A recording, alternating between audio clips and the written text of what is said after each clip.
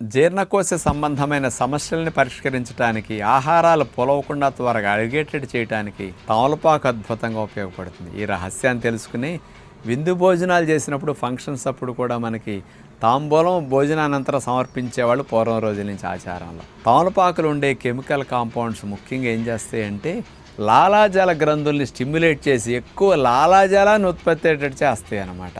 దీనివల్ల digestive juices stimulate అవుతాయి, enzymes reaction బాగా పెరుగుతుంది. ఈ తమలపాకులో ఉండే ఇంకొక ఔషధ గుణం ఏంటంటే ప్యాంక్రియాటిక్ ఎంజైమ్స్ని, ప్యాంక్రియాటిక్ జ్యూస్ ప్రొడక్షన్ బాగా పెరిగి మాంసకృతులు ఇవన్నీ డైజెషన్ స్పీడ్గా అవ్వటం కోసం కూడా యాక్టివేట్ చేస్తుంది అనమాట. అందుకని 2 రకాలుగాను పొట్ట ప్రేగుల్లోనూ నోట్లోనూ ఇవి అన్ని రకాల జీర్ణ సంబంధమైన ఎంజైమ్స్ ఉత్పత్తి, జీర్ణాది రసాల ఉత్పత్తిని పెంచడానికి ఇది అద్భుతంగా ఉపయోగపడుతుంది.